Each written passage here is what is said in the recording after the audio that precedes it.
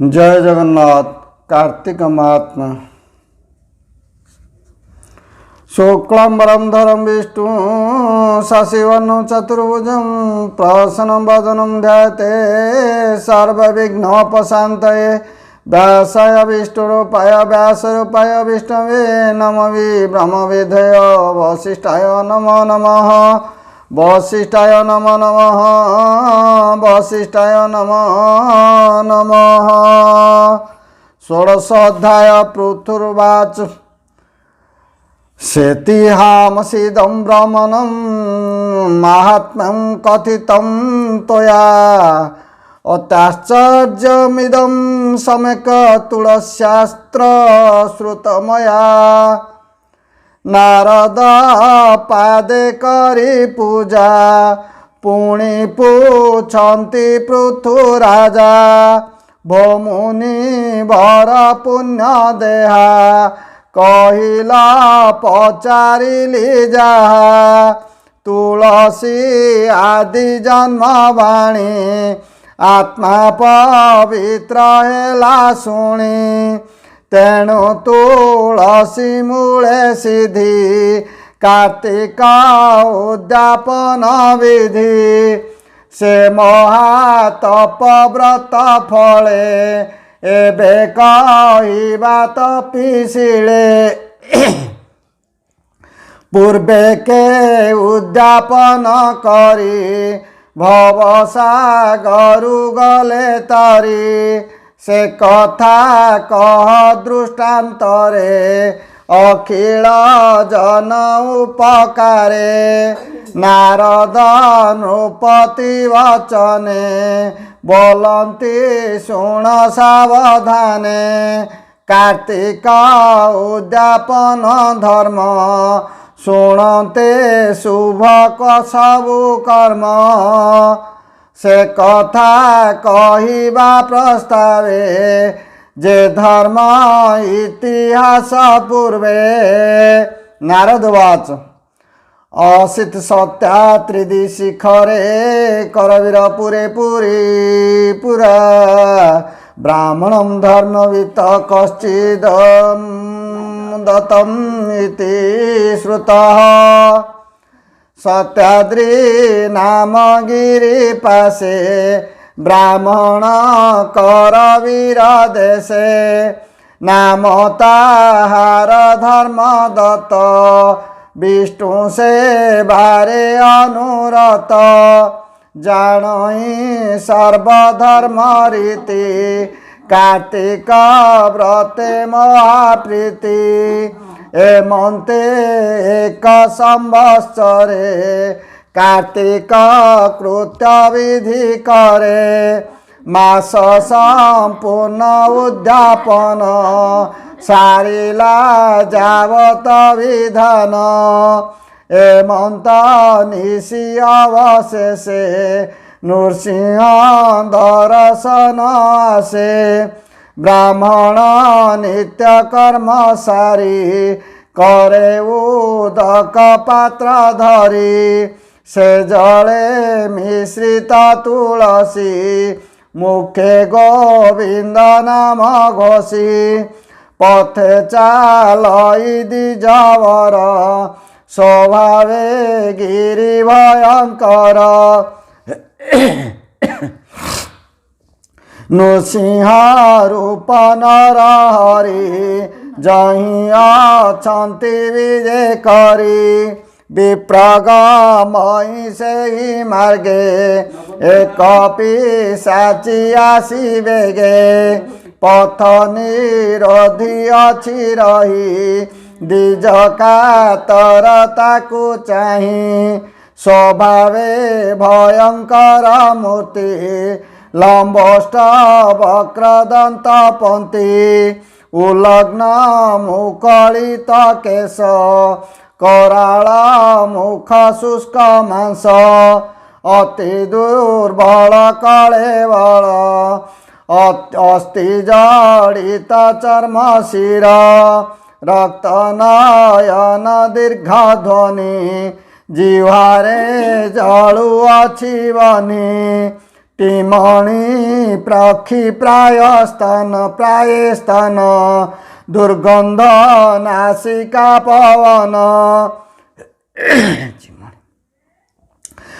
चिमणी पक्षी प्राय स्तन दुर्गंध नासिका पवन शरीर धूम्रवर्ण दिशी विप्रंकु ओगाड़िलासी ताहांकु देखि धर्मदत्त हस्ते जे थिला तंबा पात्र तुलसी जल सहित रे फिंगिला पिशाची उपरे अंगे पड़िला तार जाई पिशाची दिव्य रूप होई ब्राह्मण आगे हेला उभा चंद्रमा प्राय मुख शोभा कांचन प्राय तनु गरी जेसने स्वर्ग विद्या धरी अमूल अलंकार वास गंध चंदन जाति पुष्प सुंदरी शरीरे भूषण ता देखी आश्चर्य ब्राह्मण मनरे भय नाही किछि युवती मुख चाहि पूछि हे रूपवती की कारणे रूपांतर एहि क्षणे आइलु जेउ रूप धरी से रूप देखी भय करी तोते फिंगिली जल पात्र तेणु सुंदर तोर गात्र कहे किस विपरीत पूर्वे तू कलु केउ कृत्य कि जन्म लभिलु तू काहीं कि दोषे पाप तनु बही घर गहन मार्गे थिलु एबे कि भावे निस्तरिलु तू एहा कह परिमाणी मोर संचय जाऊ शुणी हे प्रश्न शुणी से सुंदरी विप्रंकु नमस्कार करी बोलई शुण दिजवर ए जे अर्जिला कर्म मोर कहिबी शुण विप्रश्रेष्ठ पूर्वे जे नगर सौराष्ट्र से देशे कृष्ण भिक्षु नामे द्विजवंचई धर्मे मुहि जे द्विजर घराणी कलना नामे स ब्राह्मण नामेण ब्राह्मणी मु पापी जेमंत दुर्मति स्वामी रे होइली अप्रीति जहा बोलई मोर नाहा मु सुख न मनई ताहा संजोगे नदी अयन कहि निष्ठुर वचन गृहे जे भल द्रव्य थाई मु ताहा भुंजई लुचाई मोतहु उबुरई जा बलिले निवेशई ताहा स्वामी जहि कि मन करे मुता न रखई घरे स्वामी पूछिले करे कली तार वचन मोर शोणी एमते गला केते दिन मोर बाजिला स्वामी मन अन्य कन्याए देखि शोभा ताकु हइला विप्र विवाह ତା ଦେଖି ସହି ନ ପାରିଲି ବହୁରା ପାନ କରି ମଲି ମୋ ପ୍ରାଣ ପ୍ରେତ ପିଣ୍ଡେ ଭରି ଯମକିଙ୍କର ନେଲେ ଧରି ଚର୍ମର ଜୁରେ ବାନ୍ଧି ଭିଡ଼ି ମୁଣ୍ଡେ ପ୍ରହାରି ବେତବାଡ଼ି ଯାତନା ପଥେ ଘେନି ଗଲେ ଯମଛା ମୁରେ ନେଇ ଦେଲେ ମୋତେ ଅନାଇ ଦଣ୍ଡଧାରୀ କାକ କୃତାନ୍ତ ରୂପ ଧରି ପୁଛିଲେ ଚିତ୍ରଗୁପ୍ତକୁ ବୋଇଲେ କି ଦଣ୍ଡ ଏହାକୁ ବିଚାରି କୁହ ତୁମ୍ଭେ ବେଗେ ଧର୍ମ ତ ଦିଶୁ ନାହିଁ ଆଗେ ପାପ ଲକ୍ଷଣ ଏହା ଦେହ ପାଞ୍ଜିରେ କି ଲେଖିଛି କୁହ ପୁଣ କରିବା ଯେଉଁ କର୍ମ ବିଚାରି କହ ଧର୍ମାଧର୍ମ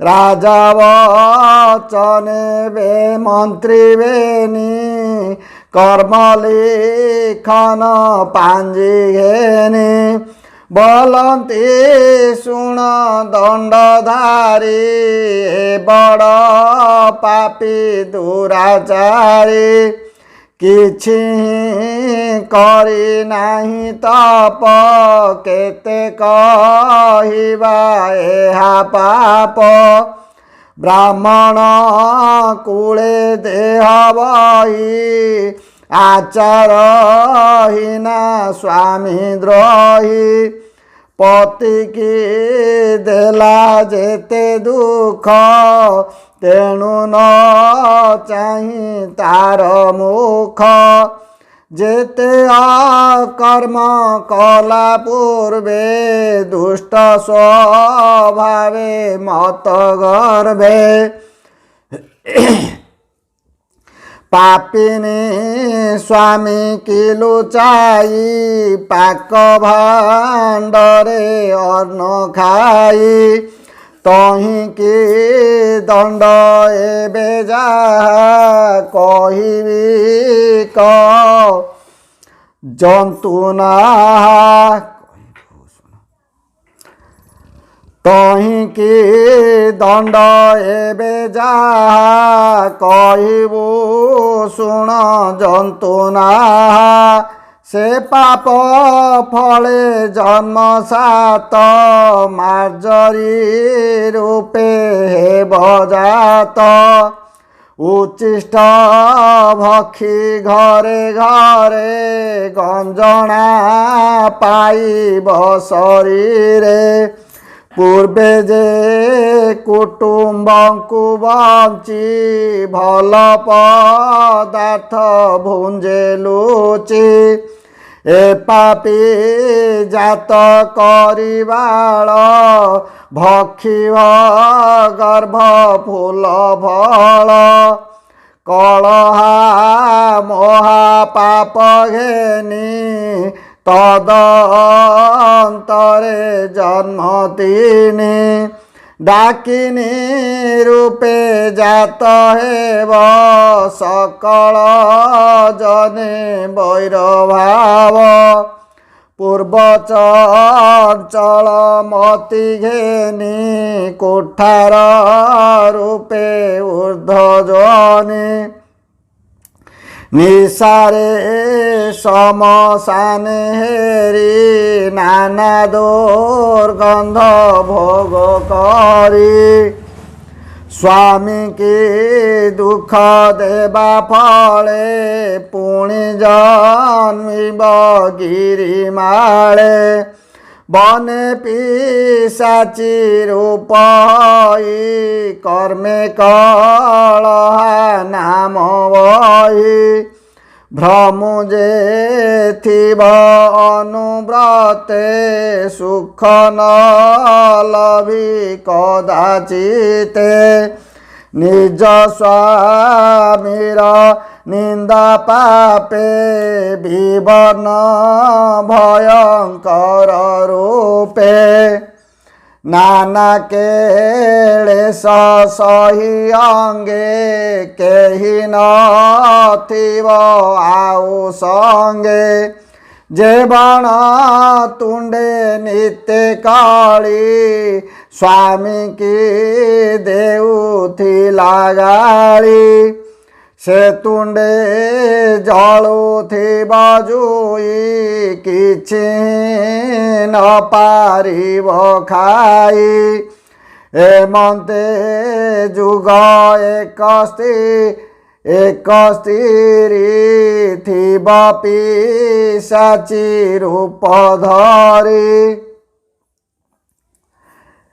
हे विप्र शुण सावधाने हेमंत मंत्री वचने जम बोइले एते हेउ ए पापी बेगे थु जाऊ ए वाक्य धर्म राजा मुखे शुणी पड़िली घर दुखे मार्जारी हेली जन्म सात डाकिनी रूपे पुणी जात तीन जन्म अन्ते मुहि एबे पिशाची रूप होई आज को 15 बरस ए बने करी अछि वास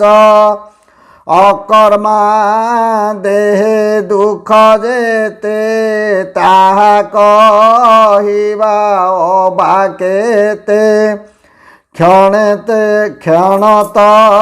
सुस्थ नाही मन निरते होई छन्न छन क्षुधा नले आत्मा सुदुखी तृषारे ओष्ठ कंठ सुखी क्षण क्षण के पड़ु थाई पित्त श्लेषमा प्राय होई सुस्थे मुन पारई बसी अष्टदिगकु अहर्निशि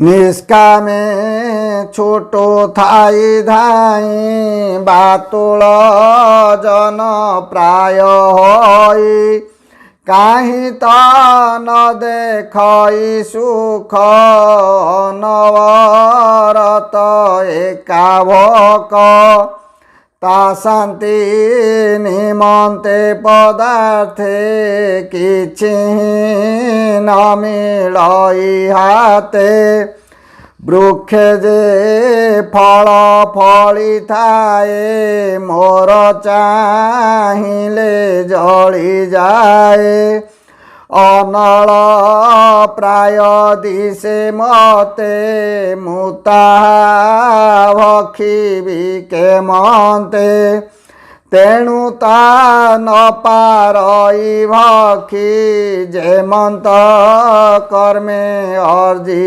अछि जेणु न लभि फल मान विकले करई रोदन पवित्र गिरी झर जल से मते सदृश्य गरल अनल तुंडे जलु थाई शीत पवन आदि होई से कथा शुण पुण्य देहा प्रेत पिशाच भोग जाहा शुक्र शोणित पूजलाल श्रवण बीट नेत्र जल